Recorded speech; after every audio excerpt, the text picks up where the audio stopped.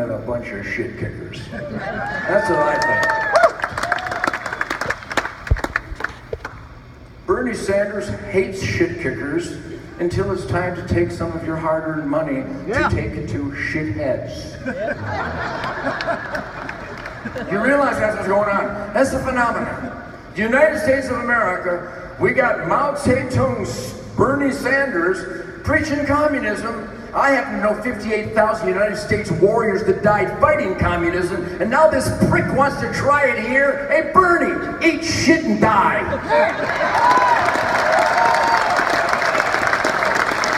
Play that on MSNBC. Freaks. If you like Cuban policies, go there. You already got your policies over there. What have we turned into? A bunch of... That's one word I want to use against some children here. But all the children here tonight, pay close attention. My name is Ted Nugent. I'm 67.6 years clean and sober. This is a good message. This is what happens when you're clean and sober. Your mind works good. And you don't play games. Political correctness doesn't get within 100 yards of me. It implodes. If I offend you, you deserve to be offended. And if I offend you, I'm happy. So, I've been doing this since about 1964 when I started doing rock and roll radio interviews. And all these stone-drooling, puking, stumbling maggots would make fun of me for carrying a gun and eating Bambi. Where I proceeded to dance on their skulls with boots of logic. Which was funnier than Richard Pryor's afro catching fire. And that was some funny stuff. And if you think that's racist, you have shit for brains. If we're all equal, why doesn't my afro ignite? I digress, because I want to keep it lively. So I referenced Donald Trump. I referenced the purity of you performing your We the People duties to fight for the Constitution and Bill of Rights articulated self-evident truths that differentiate the American way from all other ways. By the way, I've done this before and it always goes over real good because it's so graphic. By the way, how do you like my amp? I sight in all my guitars dead on at 200 yards. So, I get to travel the world and I have tens of millions of people on my Facebook. I don't even know how to get on Facebook. My wife Shemaine goes, well, you push that and you get on there and you know, just offend people.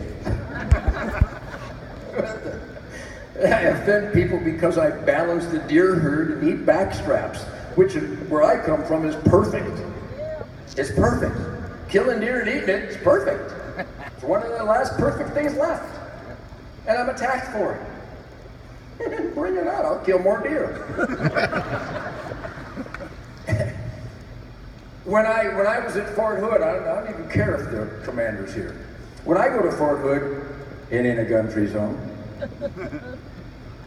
Right. I was in Fallujah in 2004 when the Marines took over Fallujah and kicked ass on the subhuman punks.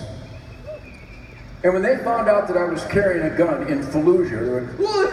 How'd you get that in here?" I wear a big shirt.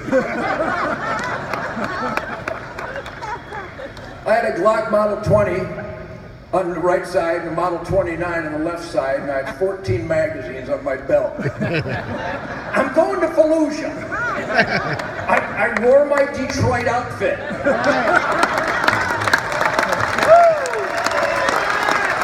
I'm from Detroit. I've been trained.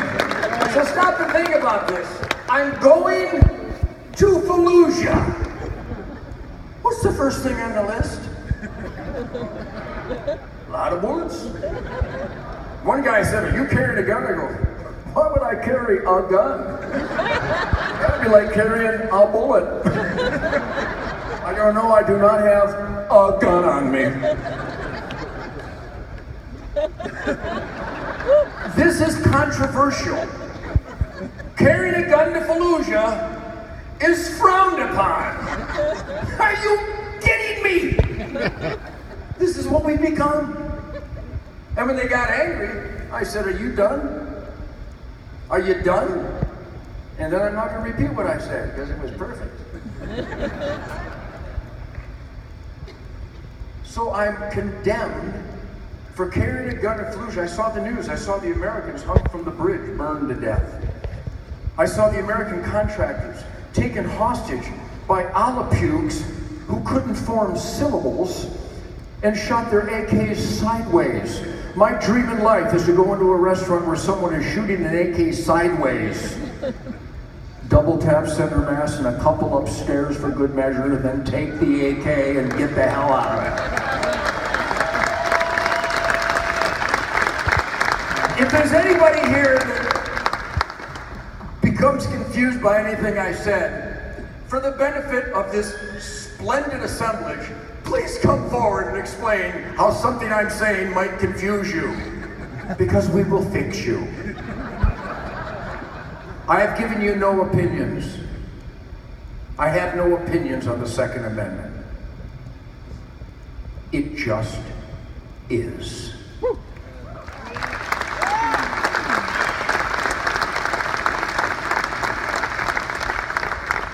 So, as we gather here in this, and I gotta tell you, I don't use the P word very often. Perfect, the perfect word. I use the perfect word very seldom. My third favorite P word. But this really is the last chance to wallow in perfection. Free citizens gathered together to make sure that we remain free. To celebrate that freedom is not free and you have to earn it. Because somebody died so we could. And as I left Fallujah, I stood on that tarmac, heavy, and saluted hundreds of flag-draped coffins. And I cried like a child. And I didn't hold it back. I sobbed like I was holding my dead puppy. Only worse. And I had already vowed years before that I will not let this go in vain. That I know what these guys, they told me at the campfire in Kandahar, and Tikrit and Taji, and Fallujah, and uncharted Afghan passes.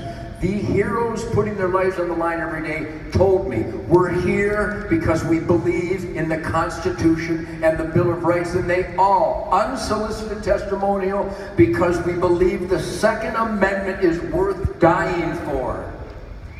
That's powerful stuff. I know a lot of powerful stuff, but that's the most powerful stuff in the world. The emotion of saluting those coffins and getting on the plane with Lieutenant First Class Eric McRae's coffin and standing over the bed of Private First Class Todd Balding from Austin, Texas, with an RPG right through his chest. And Toby Keith and I stood there and said goodbye to him as he bled to death. Freedom is not free. And they did it gladly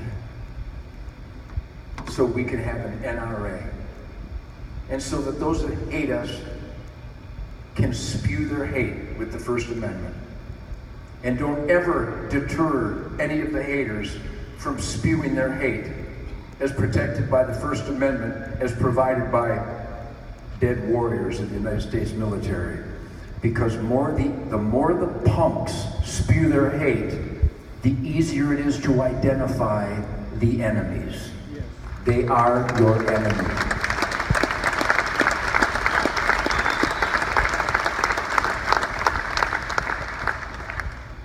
So, common sense. I live the way you live. I'm a shit kicker. I get up early, I bust my ass. I earn my own way. I save for a rainy day. I live within my means. I give to military charities and children's charities.